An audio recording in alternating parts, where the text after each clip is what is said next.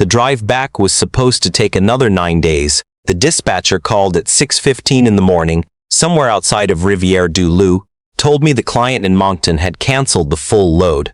Contractual issue on their end. Not my problem to solve, but it meant I was done. Deadhead back to Sudbury, drop the rig, sign the sheets, go home. I didn't even call ahead. I figured I'd surprise my wife.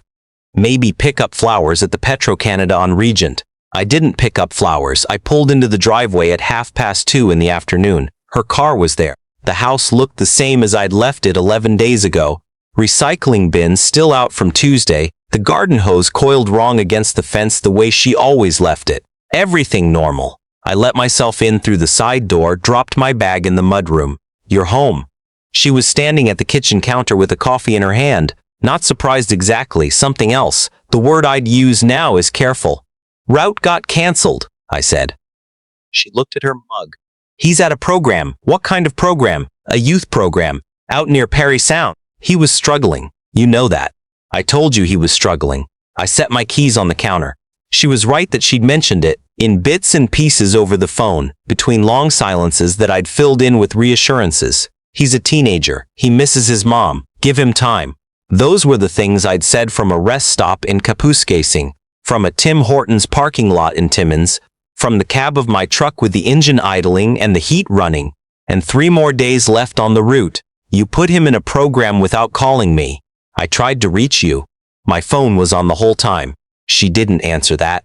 I asked her the name of the place.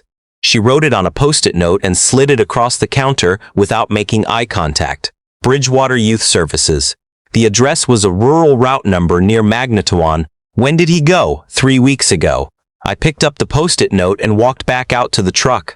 The drive to Parry Sound District is about 2.5 hours from Sudbury on a good day. I didn't stop. I kept thinking about the last time I'd talked to Eli. A Thursday call, maybe 8 minutes. He'd sounded flat, but I'd told myself it was the grief talking. His mother had died 14 months earlier, ovarian cancer. He was 13 when she got sick, and 14 when she didn't get better. By the time I married again the following spring, he was 15 and barely speaking. I told myself I was giving him space. I told myself the new arrangement would settle. I told myself a lot of things from the cab of a Kenworth going north on Highway 11. The property was on a gravel road about 6 kilometers off the main highway. I almost missed the sign. Small, weathered, black letters on whiteboard. Bridgewater Youth Services, a place for healing and growth. A chain-link fence ran along the road. Behind it, low buildings, the kind that look like portable classrooms, and then further back a large greenhouse, maybe 40 meters long, the plastic panels fogged with condensation. I sat in the truck for a moment. I don't know what I expected. Something more official looking.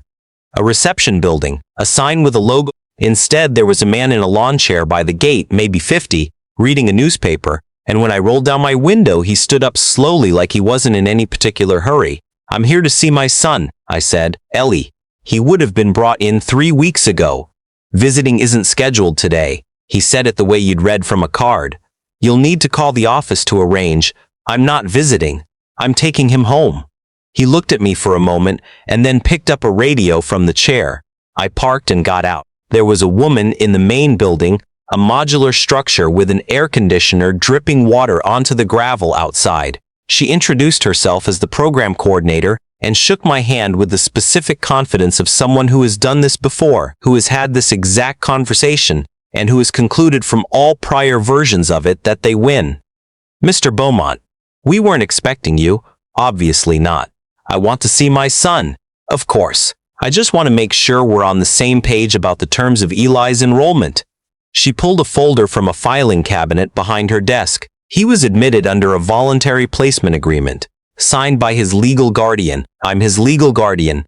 She opened the folder and turned it toward me. It was a form with my name on it, my signature, or something that looked like it at the bottom. I stared at it for a long time. "That's not my signature, Mr. Beaumont. That is not my signature. I have a particular way of writing the capital B. My father taught me when I was 8. There's a backward loop at the top that he called his own invention. I have never once written it any other way in 43 years. The signature on that form didn't have it." She closed the folder. "I'd like you to bring my son to me," I said, "right now. And I'd like a copy of that document." I'm going to need to contact our legal. Go ahead, I'll wait.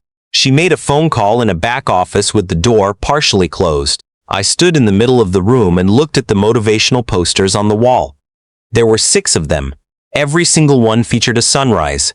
After about 20 minutes, a staff member, young, maybe 22, wearing rubber boots, came through the side door and said someone was coming to meet me. He wouldn't say where from. He wouldn't say how long. 10 minutes after that, I heard the crunch of gravel and looked out the window. Eli was walking across the yard toward the building. He was wearing work clothes, canvas pants, a gray t-shirt, rubber boots like the staff members. He was carrying a pair of clippers in one hand. He'd lost weight that I registered before I registered anything else, the kind of weight you lose when you're not eating enough and working too much and sleeping badly. His forearms were brown from the sun. His hands looked like they belonged to someone twice his age. He saw me through the window. He stopped walking. I went to the door. He stood there and I could see him trying to make sense of it. My face in this place, the context not adding up, the way your brain shorts out when something appears in the wrong location. And then it did add up and his face did something I am not able to describe without it sounding smaller than it was. Dad, hey bud. He didn't move for another moment. Then he crossed the yard and I put my arms around him and he was shaking. Not crying yet. Just shaking. He was 16 years old and he weighed maybe 130 pounds and he smelled like soil and sweat and the particular staleness of a place that doesn't have good ventilation. They told me you signed the papers, he said into my shoulder. They said you authorized it. I didn't sign anything, they told me. He pulled back and looked at me. They said you and Diane decided together that it was better for everyone. No, they kept saying you'd call. That you knew where I was and you'd call when you were ready. I thought about the 8-minute phone call on the Thursday, the flat voice, the silences I'd filled in with my own assumptions. He hadn't sounded like a boy who was 3 weeks away from being put in a work camp in Parry Sound district. He'd sounded like a boy who'd already given up on being found. I didn't know where you were, I said. I drove here from the highway as soon as I found out. He looked at me for a long time. Checking the way you check something you need to be true. Okay, he said. We went back inside. I told the coordinator, calmly, because I have found that calm is more frightening to people like her than shouting, that I was removing my son from the property, that I had not signed any agreement, that I would be contacting the Ontario Ministry of Children and Youth Services before the end of the business day, and that I recommended she preserve all documentation. She tried 3 more times to delay it. Forms. Protocols. A phone call she needed to make. I said the same thing each time. He's leaving with me now. Eli had a duffel bag in the dormitory building. I waited outside the door while he packed it. A kid in the bunk across from him, maybe 13 or 14, wide-eyed, not speaking, watched the whole thing. I nodded at him. He looked back at his hands. On the way through the yard, I noticed the greenhouse more carefully. The plastic panels were streaked from the inside. Through the clearer sections I could make out rows of growing tables and the shapes of kids moving between them, bent over, working. The temperature inside that structure on a July afternoon in Ontario must have been close to unbearable. We got to the truck. Is there anyone else in there you want me to know about? I asked. There are 11 of us, Eli said. I don't know how many now. I took out my phone and called the ministry line. I was on hold for 8 minutes. When someone picked up, I gave them the address, the name of the facility, and a description of what I'd seen. I asked them to dispatch someone that day. The woman on the phone asked me to confirm the address twice, which I took to mean she was writing it down. We drove south. For the first hour, Eli didn't say much. He sat with his knees against the dashboard and his hands in his lap and looked out at the trees going past. I didn't push it. I've learned that some conversations need the passenger to decide when they start. We were somewhere past Huntsville when he said, "She told me you weren't coming back." Diane said that? She said you'd talked it over and you both felt the program was the best option. She said you'd agreed it was better if I didn't contact you during the adjustment period. I kept my eyes on the highway. She showed me a printout of an email, he continued. Said it was from you. I didn't look that closely. I probably should have. You were a kid who just lost his mom, I said. You believed the adults around you. That's not a failure on your part. He didn't answer. How long before you stopped expecting me to call? He thought about it. About a week and a half. I pulled into the Tim Hortons in Huntsville because I needed a minute, and because the truck needed fuel, and because Eli needed something. I asked him what he wanted. He said a large coffee double-double and a breakfast sandwich, and then corrected himself because it was the afternoon. I told him they served them all day. He got two. While he was eating in the passenger seat, I sat outside on the tailgate and called a lawyer I know in Sudbury, a guy I went to school with who does family law. I got his voicemail and left a message that covered the basics: forged signature on a placement form, fraudulent consent, potential labor violations, minor child. I asked him to call me back. I also texted Diane. The message was 4 words: "Don't be home." She wasn't when we got back. The car was gone. Some of her clothes were gone from the closet, I found out later. She had a head start of about 3 hours by that point, which was enough. The weeks after that were the kind of weeks that don't arrange themselves neatly into a story. There were calls with lawyers and then with investigators from the ministry.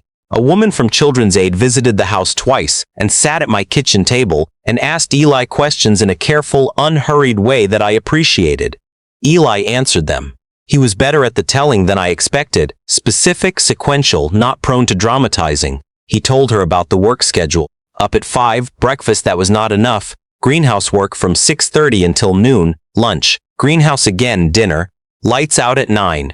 He told her about the night a staff member took a kid's shoes because he'd tried to run. He told her about the motivational sessions in the evenings where they were told that their families had sent them here because they needed correction, and that cooperation was the fastest path back. The woman from Children's Aid wrote all of it down. There were 17 children at Bridgewater Youth Services at the time of the ministry inspection, which happened 4 days after I filed the report. The facility was ordered to cease operations. The man who ran it, a fellow named Rupert Marsh who held no qualifications in child psychology, youth services, or anything related, was charged under the Child, Youth and Family Services Act. Fraudulent enrollment forms had been filed for 9 of the 17 children. Mine was one of them. In the months that followed, I learned that Bridgewater had been operating for 6 years. 6 years of charging families between $4,000 and $8,000 per month to keep children in a greenhouse. No provincial license, no oversight. A website with stock photos of smiling teenagers on hiking trails. Diane was located in Windsor. She was charged with fraud and with making a false statement in a legal document. I did not feel the particular satisfaction I had expected to feel when I heard this. Mostly I felt tired. The family court proceedings took the better part of a year. I won't walk through all of it. What matters is that by the following April, it was just the 2 of us in the house on Fielding Avenue, Eli and me, and we were figuring it out in the way that 2 people who've been through something difficult figure things out. Imperfectly, slowly, with a lot of bad weeks and some good ones. He started at a new school that fall, made a friend in his chemistry class, a kid named, actually, I shouldn't. Eli would kill me if I put his friend's name in a story on the internet.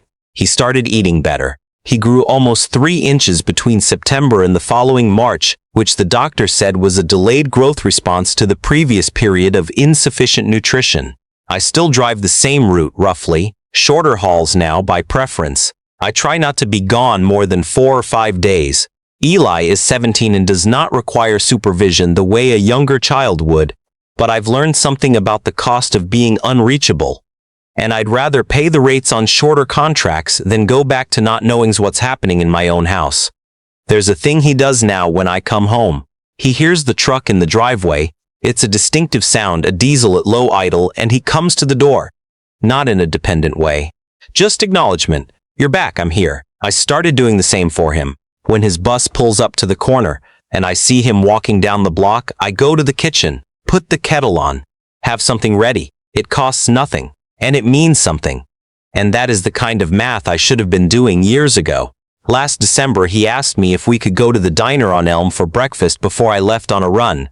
The old diner, the one I used to take him to when he was small.